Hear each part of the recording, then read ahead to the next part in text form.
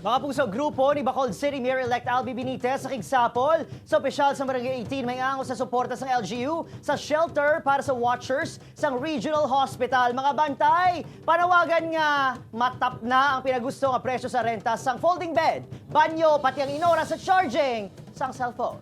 Yaring balita nga itong gintutuka. Hindi maglubos sa 3 kapuyo ang ginabakan ni Leia kada adlaw para sudlan sang pagkaon sang bana gina-chemotherapy sa CLMMRH. SOP sang ospital ng isulod sa puyo ang pagkaon sa mga pasyente sa baylo nga sa plastic. Ang ginapuragait ni Leia, wala na gani sila sang kwarta, tag 15 tubto 20 pesos pa ang baligyan isang puyo sa mga tiyangge. Di rin nagpasalamat lang gid ko nga may ari amo ni Sir O kay nakasave gid kami. Kaya nga amo ni to paligo, iba ka na namon sudan. Di isa adlaw kapila ka magdulong katatlo. Pila? 15, tatlo, 35 ang adlaw sa puyo lang. Magluwas na, 30 pesos ang bayad kung maligo, 10 ka pesos kung maggamit sang banyo. Yang ginatanyag sa palibot sa ospital. 40 pesos naman ang kada charge sang cellphone, 20 pesos ang bangko, kag 10 pesos ang renta sang folding bed kada adlaw. Mahibaluan, gawa sa gihapon ginapahanugutan ang watcher sa ospital bangod sa pandemya. Gani isa si Leia sa mga ginatatap sa watcher shelter sa Barangay 18. Una naging kabalakan nga mauntat ang programa bangod ginpondohan ini ni outgoing Bacolod City Mayor Evelio Big Leonardia. Sang damlaglang, nakigsapol ang punong barangay sa kampo ni incoming Mayor Albi Benitez agud husgahan ang shelter. Ang hambal ko lang, maubra ko upod kay Mayor Albi sa derisya sinang ang mga tinutuyo.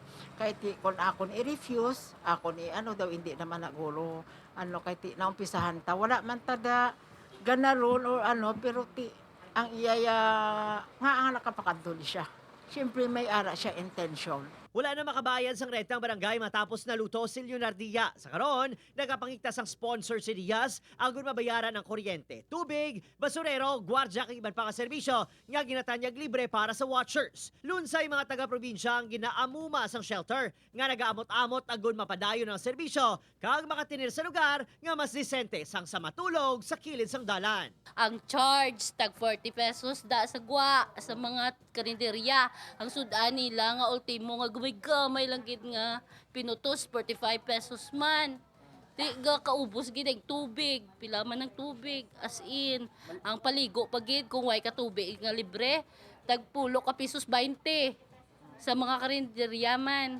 Di dire libre ang amon suga, libre charge, libre ang tubig. Yung service naman nila, okay naman eh. Wag lang sana na papilahin pa yung mga tao kasi nahihirapan din sa madaling araw. Sa karon, palaligban ang guba nga banyo sang shelter. Bangod nagasupon, nagakapilitan ang mga watcher nga magbayad sa mga establishmento sa palibot. Ang ilayo, hindi man sila pagpatamaan. Bangod sa tunga sang ginalukto nga problema medikal, biktima pa sila sang hindi makatawo nga pagnegosyo. Opod Kiring Casilio, Adrian Prietos, on Western Visayas.